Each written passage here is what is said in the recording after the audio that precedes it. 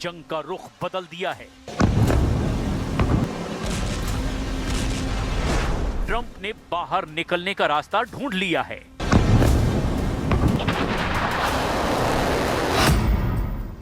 Israel ने Iran के South Pars gas field पर सबसे ताकतवर हमला किया। तेहरान ने पलटवार किया और कतर में रास लफान गैस फील्ड को जला दिया। और फिर जंग में एंट्री हुई ट्रंप की। दुनिया के सबसे बड़े गैस फील्ड साउथ पार्स को उड़ाने की धमकी दे डाली, लेकिन अगले ही पल उन्होंने ही सब कुछ रोक दिया। ट्रंप बोले, एनर्जी साइट पर अब और कोई अटैक नहीं। नेतन्याहू ने प्रेस कॉन्फ्रेंस कर कहा कि गैस फील्ड पर हमला अकेले इजराइल का था। उन्होंने कहा कि वो ट्रंप की बात मानेंगे और गैस फील्ड पर दोबारा हमला नहीं करेंगे।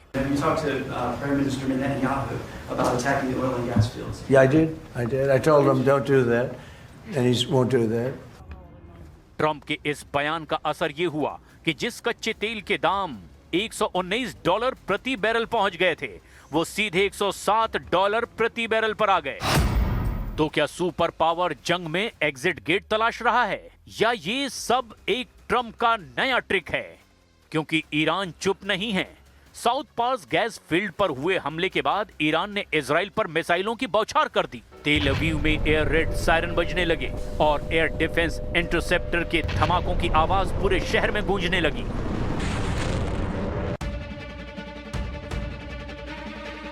ये वीडियो इजराइल की एक ऑयल रिफाइनरी पर हुए हमले के बाद सामने आया। IRGC के प्रवक्ता ने कहा, युद्ध के दौरान भी मिसाइल का प्रोडक्शन जारी है।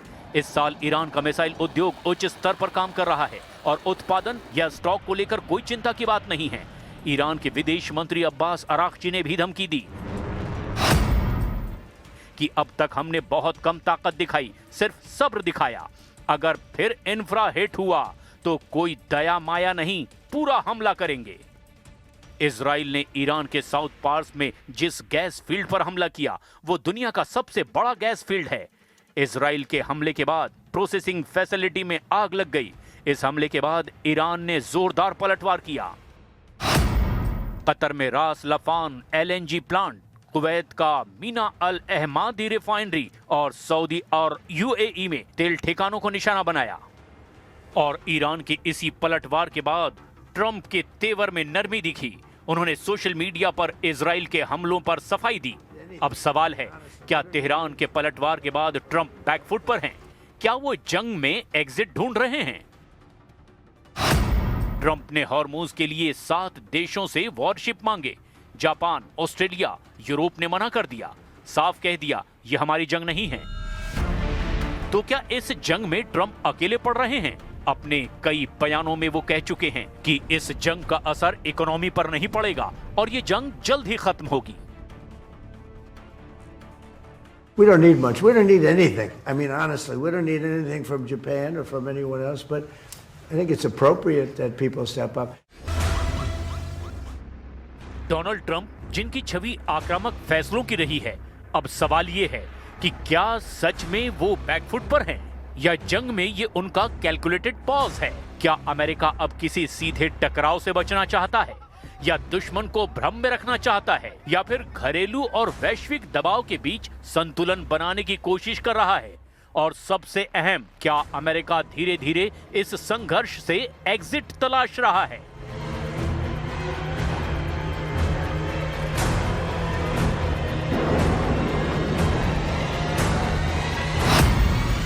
उन्नीस मार्च को ट्रंप ने साउथ पार्स पर हमला रोकने का ऐलान किया। 19 मार्च को ओवल ऑफिस में जापान के PM से मीटिंग की और नेतन्याहू को रोकने का दावा किया। इसी दिन नेतन्याहू ने प्रेस कॉन्फ्रेंस कर कहा, उन्होंने ट्रंप की बात मान ली है। 19 मार्च को उनका सोशल मीडिया पोस्ट आया, जिसमें उन्होंने कहा कि अभी जंग में वो सैनिकों को नहीं उतारने वाले हैं। उधर ट्रंप के 2 बड़े बड़े युद्धपोत भी जंग के मैदान से लौटते हुए नजर आए। USS जेराल्ड फोर्ड और अब्राहम लिंकन, ये वो जहाज हैं जिन्हें दुनिया अजेय मानती है, लेकिन सैटेलाइट इमेज में ये दोनों युद्धपोत पीछे हटते दिखे।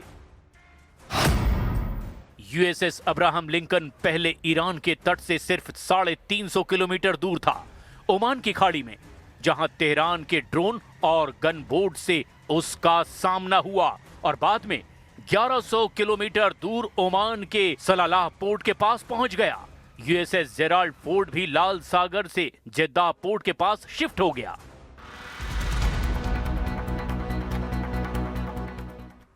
तो देखिए, ट्रंप अक्सर अपने फैसलों से यहां पर चौंकाते ही हैं और हॉर्मुज स्ट्रेट को लेकर ट्रंप का एक बड़ा बयान अब सामने आया, जहां पर ट्रंप ये कह रहे हैं अमेरिका को हॉर्मुज स्ट्रेट की जरूरत नहीं है।